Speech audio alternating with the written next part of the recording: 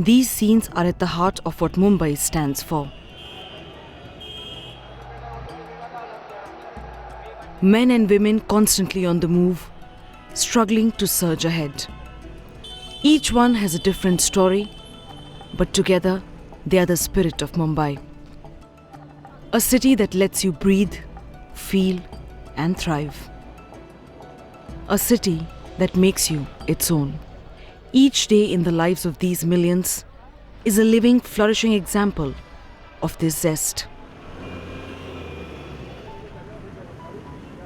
But as the city was going about business as usual, on the 22nd of August, it all came to a crashing halt.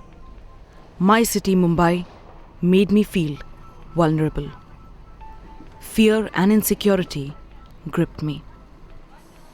Never before has the city of Mumbai witnessed a crime as gruesome as this. The gang rape of a young photojournalist in the heart of the city have changed perceptions significantly. This mill behind me has witnessed that despicable act, and despite the fact that this location is just a 2-minute walk from a busy thoroughfare, there was no help for the hapless victim. Mumbai, a city considered to be safe for women, seems to have remained just a myth now. It was a weekday. The sun had not set yet. The street lights were just coming on. The rush to retire for the day had gripped city dwellers. And right then, a 22-year-old trying to do her job, trying to make a living, was gang raped. The victim and her colleague were on an assignment, a photo shoot. They'd seen the abandoned Shakti mill from the outside before. They were, in that sense, familiar with the location, and they thought that would make an interesting photo opportunity. So they went there via the railway tracks, walking along the railway tracks. A couple of these criminals, these 5, who happened to be there at that point in time, saw them go inside. They called up their other colleagues. The 5 of them got together, and by the time the victim and her colleague had proceeded deep into that 8-acre almost forested area, it's actually deeply vegetated, and they accosted them, they put pressure on them, they assaulted the colleague, the male, and they carried out the heinous crime. As you know, we have recreated that crime yesterday. We had gone to the spot with the criminals. When I came to Bombay, of course, I was a starving working person. I took buses everywhere. I was never hassled. I lived in a women's hostel. We used to walk from hostel in Colaba to every bar on Colaba Causeway. We would walk back. We were never harassed. When we'd go to a nightclub, the waiters and the staff would make sure that nobody came and spoke to us. They protected us.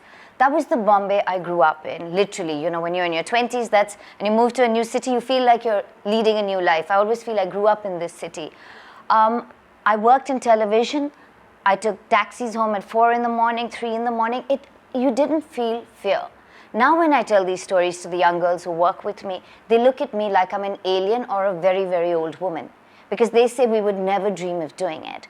And I think the recent rape at Shakti Mills sort of proves that at 6:30 in the evening, you're out at work. My old office used to be in that area. We were in the famous studio area. We can't believe that this happened. No, she wasn't alone. She wasn't drunk. She wasn't provocatively dressed. She was doing what most people do at that hour. She was working. It wasn't dark. A male colleague was with her. It wasn't a disreputable part of the town either. A photojournalist was gang raped by 5 men and left there at the site of the crime. The question is, could we have prevented it? Could you have? The answer is perhaps if you had adequate number of police personnel, perhaps if you had adequate video surveillance, it could have acted as a deterrent. But habitual criminals perhaps still could have attempted crime, and then could we have prevented a crime in progress? These are the questions we are asking ourselves. One clear thing is that as the population grows, the police force must keep pace with that. We need a lot more policemen on the ground. They have completely taken disadvantage of the vulnerability of the victim on that day, and the fact that she was accompanied by just one single other person, and they have carried out this completely heinous and diabolic act without any regard to human sensitivity, and I think it's something which deserves the highest punishment. Mumbai couldn't protect its own.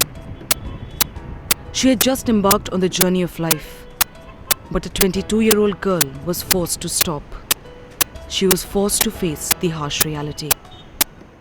They're sick, but they're not sick in the medical sense, and in the sense that they don't know what they're doing, and therefore that can't be a defense in a court of law. There is no plea of insanity which is going to save them. They were completely aware of what they were doing and what the consequences of their actions are. They're criminals. 3 of them have a criminal record. They are fringe elements in society. They push drugs sometimes. They consume alcohol and drugs. They steal railway property, basically to support their habits. And they don't really play any role in society, and they have no responsibility towards anybody. So they're marginalized in that sense, which with no expectations that society has upon them. They have low self-esteem, because of which they are capable of performing such depraved and degrading acts. But she's not the only one trying to earn her bread and butter, trying to make a name. The incident has sent a chill down Mumbai's spine. More than me, I think the people around me, they've suddenly become very scared about me as being a girl. They want me to be back home at time, and just the reactions that, just be safe. I definitely feel very sad about that incident.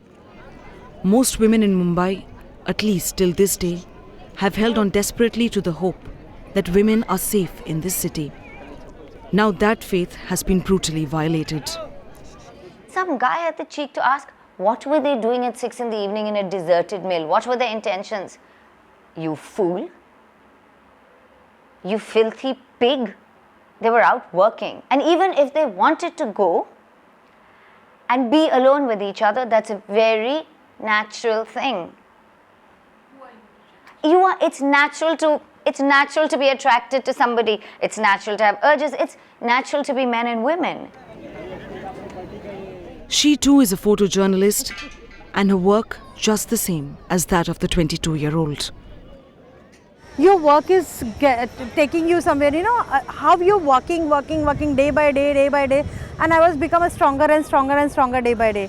So you can say now me, 12 o'clock you can go anywhere, I can go. It doesn't matter. Yeah, of course scary, because when I'm traveling in the train, girls are talking, women are talking. That day one police lady also, she was talking, madam, how you're working, how you people are going alone, and before that the train was completely empty, and how you people was going alone and this and that. So I was okay, it is okay. So she's saying no, I'm in the GRP, Railway Police Force, but I'm scaring. Mumbai has given her a reason to fear, a reason to be insecure. If you go in a slums also, if you go anywhere on this kind of places where some guys who don't have a work, they're just coming and just chatting and just moving around. They are, of course, whenever I'm just shooting like this, oh, just wait, something like this, and somebody is saying behind, oh madam, hamara bhi picture nikalo, hamara bhi khicho, and all, some bad languages, Absolutely. I understand what they're trying to say, but it's just a comments. So many things happen that sometimes if I'm shooting like this, I'm sitting like this, and somebody is doing something, they're throwing something on me. A spate of horrific incidents starting May this year with a young Navy recruit attacked with acid at Bandra station, attempt to rape on a nurse in the wee hours in a compartment like this, a blade attack on an American woman again in Mumbai local, and then finally the horrific gang rape. In fact, according to a survey published, as many as 84% of women commuters say that they face sexual harassment in Mumbai locals just about every single day. One incident has forced a million others to question the safe image of Mumbai.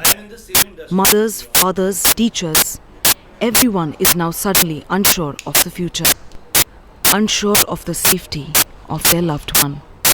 I have a 3-year-old daughter, and both our parents are working, and we live in a society like the rest of Mumbai, everyone does, and of course we have security and everything, but one does get worried when she goes to the garden, when she goes when she goes to the garden to play and everything. Now obviously one is more worried now, one is going to be more cautious, one is going to be more careful, because earlier that we were very carefree कि मुंबई में ऐसा नहीं होता है, but now we can't say that. We can't say अभी मुंबई में ऐसा नहीं होता है. So we have to be a lot more careful. All parents have to be more careful. All girls have to be more careful. As men, we have to be alert and see that if something is happening in front of us, we have to take action against it. Even 10 years back, these parents were not forced to raise an alarm before their little children. Father of a 9-year-old child, it kind of, sends a chill down your spine, because, kids are out at that time of the day, either coming back from school, they're in a school bus at times, they're, possibly in the building, playing downstairs. So, it just seems suddenly that a city that was always considered to be safe is somewhere kind of losing or potentially losing that status. Now the alarm is not just necessary, it is mandatory. I think the way we'll have to guide our children, and the way I would guide my child, is definitely educate them about not talking to strangers, not going off anywhere alone, not, even with the staff, going to places that they're not supposed to go to, or that we've told them not to go to. If they've been told to go to the park, then just to go to the park and come back from the park. How else do you protect your child from the clutches of the faceless predators spread across the city? I can completely empathize with what firstly her parents are going through at this point in time, and certainly empathize with what the girl is going through. Okay, but all I would tell this girl is, keep the courage and ensure, and we're all with you to ensure that these culprits who've done this to you need to get the strictest punishment that's possible within our constitution. I felt I'm safe here, and my children, my daughter is safe. She's 12 years old, and today I want to think again before I send her out alone. At 5 p.m. in the evening, if we feel unsafe, I have no clue what time we can feel safe. There have been crimes in Mumbai before. There have been horrors before. As a proud Mumbaikar, I must say that I myself am surprised that this kind of thing, this offense which we are discussing today, can take place in the heart of Mumbai. I'm born in the city and brought up here. I have never seen anything like this happening. And if you'd asked me 10 days ago, I would have said it's unthinkable that something like this can happen. But the unthinkable has happened. We have got the accused. We will make sure that they get the maximum punishment. But that's the legal part of it.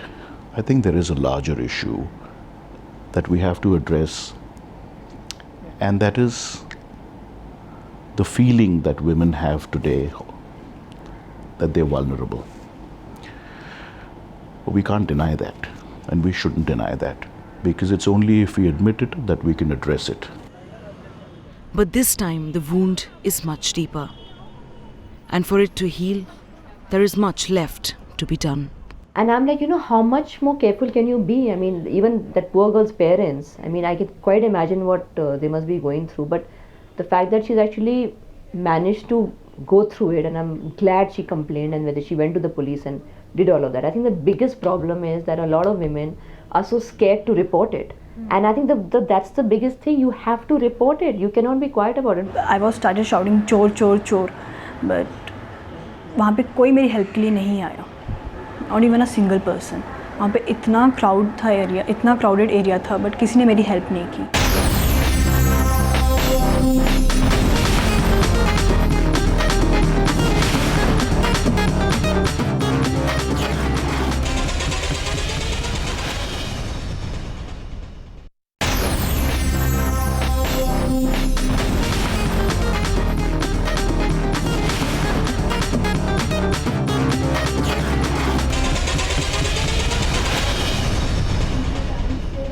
She had come to the city with dreams, big hopes, and a bundle of aspirations.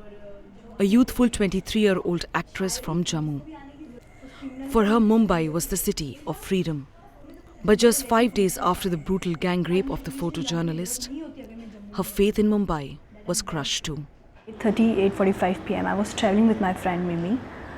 All of a sudden, एक हाथ आया auto में and the guy he snatched my purse and my mobile. और मैं उसके पीछे भागी auto से जंप करके. ये ओशीवारा सिग्नल की बात है. मैं उसके पीछे भागी और मैंने अपना I was started shouting चोर चोर चोर. But वहाँ पे कोई मेरी हेल्प के लिए नहीं आया. Not even a single person. वहाँ पे इतना क्राउड था एरिया, इतना क्राउडेड एरिया था, बट किसी ने मेरी हेल्प नहीं की. सो जब मेरी फ्रेंड आई वहाँ पर और 101 पे उसने ही कॉल किया, देन क्राइम ब्रांच वाले वहाँ पर आए. और still when I caught him from the collar, still he was not ready to give my cell and my purse back. And he was started giving me reasons like I thought my wife is sitting, you are my wife, I thought you are my wife and all so on. So I was chasing my purse and my mobile, but still he was not ready to give me back. Loveleen Kaur and her friend bravely fought off 3 men who assaulted them and snatched their purse. We both were like, please हमारी help कीजिए कोई.